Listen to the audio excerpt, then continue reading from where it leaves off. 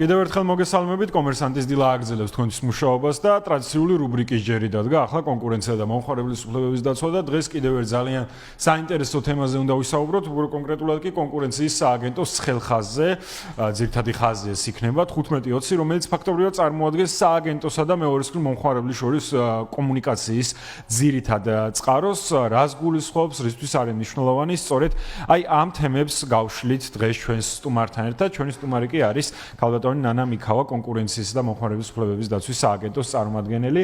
ქალბატონი ნანა, მოგესალმებით პირველ რიგში, მადლობა გადაცემაში სტუმრობისთვის და მოდი დავიწყოთ საუბარი სწორედ ჩემს მიერ ნახსენები ცხელი ხაზით, რა მიზანს ემსახურებოდა ზოგადად მისი შექმნა და რამდენად სწრაფად ხდება ხოლმე შემდგომში მომხმარებლის ზარებზე რეაგირება. მოგესალმებით, პირველ რიგში ძალიან დიდი მადლობა თქვენ ტრადიციული ეთერისთვის, მივესალმები მსმენელებს. ყველას წარმატებულ და მშვიდობიან დღეს გისურვებთ.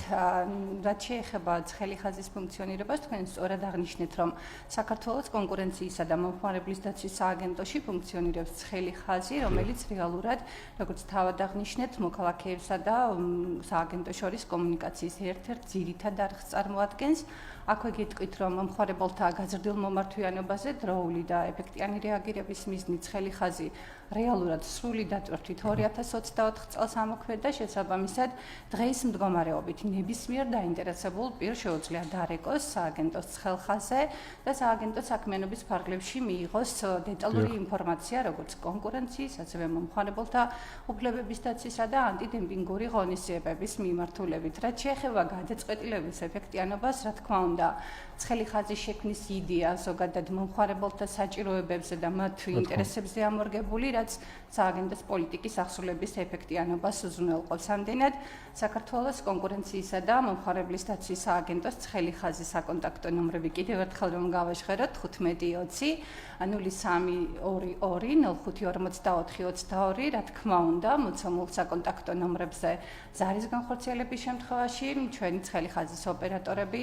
კოორდინირებას გაუწევენ ნებისმიერ შემთხვევაში შემოცულ ზარებზე დროული რეაგირების პროცესს. კი ბატონო, და ქალბატონო ნანა, საინტერესოა მომართვიანობის მიმართულებითაც, აი თქვენ ეფექტიანობაზე საუბრობთ და ხაზი გაუსვით, რომ ნებისმიერ მომხმარებელს, რომელიც დაინტერესებული იქნება ამა თუ იმ საკითხით, აღნიშნულ ცხელ ხაზზე უკვე სრულყოფილ ინფორმაციას მიიღებს, რაც ზუსტად აი ეფექტიანობაზე რო საუბრობთ, ეფექტიანობა ზუსტად იმაში გამოიხატება, რომ მომხმარებლის კითხვაზე ადეკვატური სწრაფი რეაგირება მოხდეს, რაზეც თქვენ საუბრობდით, რა პოლიტიკაც გაატარა კონკურენციის და მომხმარებლის უფლებების დაცვის სააგენტომ. და საინტერესოა, აი ამ პროცესის პარალელურად ამ სისტემის გამართულობასთან ერთად მომართვიანობის სტატისტიკა როგორია და არის თუ არა მზარდი ტენდენცია დინამიკაში. ნამდვილად საინტერესო შეკითხვა, გეტყვით, რომ მომართვიანობის კუთხით მომხმარებელთა მომართვიანობას გულისხმობთ, რა თქმა უნდა, თითქმის ყოველთვიურად მზარდი ტენდენცია გვაქვს. პირობითად აღნიშნული შეგვიძლია განვიხილოთ თუნდაც ცხელხაზზე შემოსული ზარების რაოდენობის მაგალითზე, კერძოდ 2025 წლის იანვარ-აპრილის პერიოდში ჩვენმა ოპერატორებმა დაახლოებით 1600-მდე შემოსულ ზარს უპასუხეს, რაც თითქმის 56%-ით მეტია წინა 2024 წლის მოცემულ პერიოდში შემოსული ზარების რაოდენობაზე. ამდენად ტენდენცია, დინამიკაში მზარდი ტენდენცია, ასევე შეგვიძლია უფრო მოკლე ჭრილში მომხმარებლის უფლებების მიმართულებითაც შევაფასოთ. გეტყვით, რომ იგივე მოცემულ პერიოდში, ანუ გულისხმობ იანვარ-მაისის პერიოდს 25 წლის, მომხმარებლის უფლებების დაცვით ამ მიმართულებით დაახლოებით 509 განაცხადი შემოვიდა, რაც ასევე აღემატება დაახლოებით 30%-ით აღემატება წინა საანგარიშო პერიოდში შემოსული განცხადებების რიცხვს. ცხადია ისმის კითხვა, რა განაპირობებს გაზრდილ მომართვიანობას, ბუნებრივია ძალიან ბევრი ფაქტორი არსებობს ამის გამომწვევი მიზეზების სახით, თუმცა ვფიქრობთ, რომ ერთ-ერთი მნიშვნელოვანი ფაქტორი ნამდვილად არის საზოგადოების ინფორმირებულობის დონე, ანუ რაც უფრო მეტად ინფორმირებულია სამოქალაქო სექტორი, რაც უფრო მეტ ინფორმაციას ფლობენ ისინი სააგენტოს საქმიანობის და ზოგადად მომხმარებლის უფლებების მიმართულებით, მით უფრო მეტია ჩართულობის ხარისხი და ცალსახად ეს მზრდადი დინამიკის სახით აისახება შემოსული ზარების და პრინციპით ზრდადობის ტენდენციაში, ასე ვთქვათ. ამდენად, როცა ვეხებით სააგენტოს მიმართ გაზრდილ მომართვიანობას, ცალსახად აუცილებლად გულისხმობთ სამოქალაქო ცნობიერების დონეს და მაჩვენებელს, ანუ ინფორმირების მაჩვენებელს ამ მიმართულებით. კი ბატონო, და აი თვეების მიხედვით საინტერესო იქნებოდა ჩვენ 5-თვიანი ინტერვალი ავიღეთ, ხო, ფაქტობრივად იანვარ მაისის პერიოდი. ამ შემთხვევაში თვეებშიც როგორ არის დინამიკა? აქაც პოზიტიური ტენდენციებია მომართვენობის.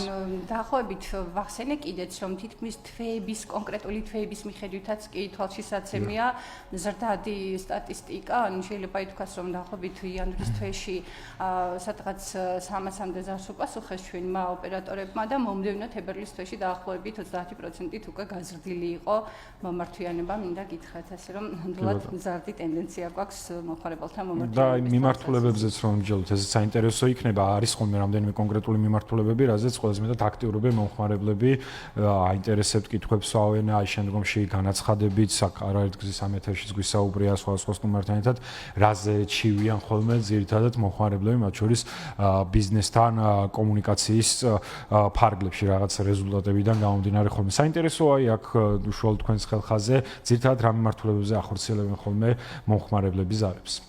ზოგადად სააგენტოს საქმიანობის კომპლექსურობიდან გამომდინარე, შემოსული ზარების მიმართულებები ძირითადად რამდენიმე სეგმენტს მოიცავს, ეს გახლავთ როგორც კონკურენციის, ასევე მომხმარებლის უფლებების მიმართულება და ანტიდემპინგური პოლიტიკის მიმართულებით შემოსული ზარები. თუმცა სტატისტიკურ ჭრილში რამდენიმე აქტუალური საკითხის გამოყოფა შეგვიძლია, რა თქმა უნდა, პირობითად გეტყვით, რომ 2025 წლის პერიოდში შემოსული ზარების და შემდგომ განაცხადების რაოდენობა, ანუ განაცხადების 70% თითქმის ონლაინ ვაჭრობის ფაქტს შეეხებოდა, მათ შორის ყველაზე წამყვან პოზიციას იკავებს ონლაინ ვაჭრობის შემთხვევები, კერძოდ ნივთის უპირობო დაბრუნების შემთხვევები, უკაცრავად რაც გულისხმობს ონლაინ ვაჭრობის დროს შეძენილი ნივთის დაბრუნებას ან გადაცვლას.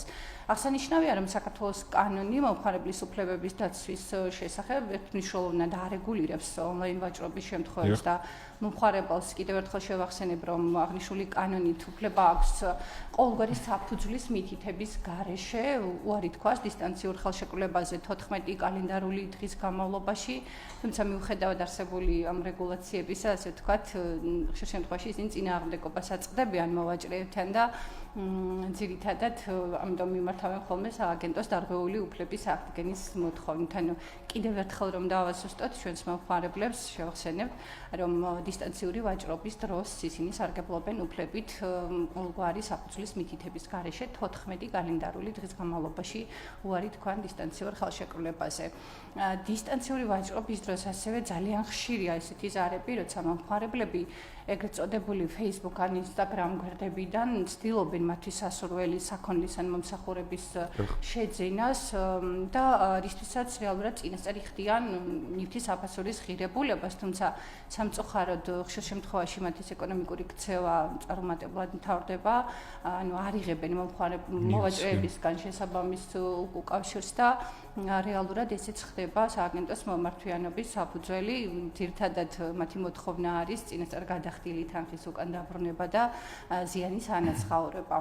შემდეგ პოზიციას მინდა გითხრათ შემოსული ზარების მიმართულებით უკვე იკავებს კანონისმიერი გარანტიის შემთხვევები, ეს ძირითადად საყოფაცხოვრებო ნივთებს ამ ციფრულ ტექნიკას ეხება და მოგეხსენებათ, რომ ამ მიმართულებითაც საქართველოს კანონი საფუძვლიანად ისე ვთქვათ, ცალსახად იცავს მომხმარებლის უფლებებს და მომხმარებელს უფლება აქვს თუ ნივთი ნაკლის მქონე აღმოჩნდა, ნივთის მფლობელობაში მიღებიდან 2 წლის განმავლობაში ისარგებლოს კანონიერი გარანტიის უფლებით, რაც გულისხმობს ნაკლოვანი ნივთის შეკეთებას უფასოდ, შეცვლას, ფასის შემცირებას ან საერთოდ უარი თქვას ხელშეკრულებაზე. თუმცა აქაც სტატისტიკურ მონაცემებს თუ დავეყრდნობით, სამწუხაროდ პრობლემები გვაქვს და ძირითადად ვერ ხდება ხოლმე შეთანხმება მოვაჭრეებთან, რაც რეალურად ისევ სააგენტოს მომართვიანობის საფუძველი ხდება.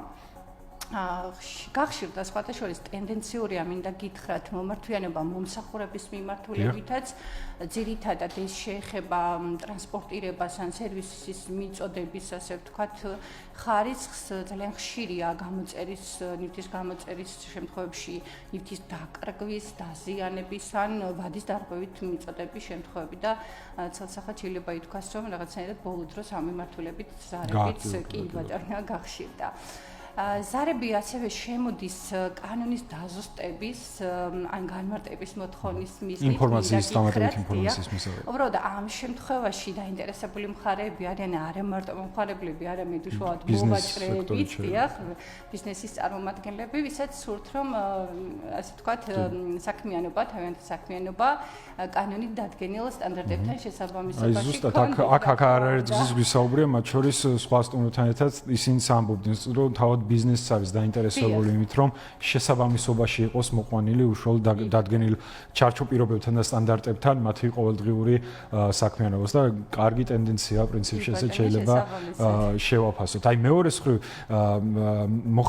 მომხმარებლის აქტიურ ჩართულობაზეც რო ვისაუბრეთ, ესაა მნიშვნელოვანი ჩვენ გავუსვთ ხაზი სტატისტიკებს მომართვიანობასთან დაკავშირებით, რაც მზარდია და კარგია, თუმცა აი მაინც ვისაც ჯერ არ მიუმართავს, მაგრამ შესწრებია გარკვეულ ფაქტს ან თვითონ ყოფილა ამ ფაქტის მონაწილე, აი ამ ადამიანებს რო უთხრეთ, რატომ არის მნიშვნელოვანი ჩართულობა ზოგადად მათი აქტიურობის, იმიტომ რომ ერთია კონკურენციის და მომხმარების უფლებების სააგენტოს მიღებული სტანდარტები, მაგრამ თუ არ იყო მომხმარებლის აქტიურობა შემდგომში უკვე იმპლემენტაციის ნაწილში იქნება ბუნებრივია გარკვეული გამოწვევები და აქედან გამომდინარე რომ ვისაუბროთ აქტიური ჩართულობის მნიშვნელობაზე. ძალიან მნიშვნელოვანი შეკითხვა, მადლობა შეკითხვისთვის. Ძალსახად ჩვენ უკვე ვისაუბრეთ მომხმარებლის სექტორში არსებული გამოწვევების შესახებ, მით უფრო ამ გამოწვევების ფონზე სამოქალაქო ცნობიერების ამაღლება საქართველოს კონკურენციისა და მომხმარებლის დაცვის სააგენტოს ინსტიტუციური განვითარების ერთ-ერთი მნიშვნელოვანი მიზანი გახლავთ.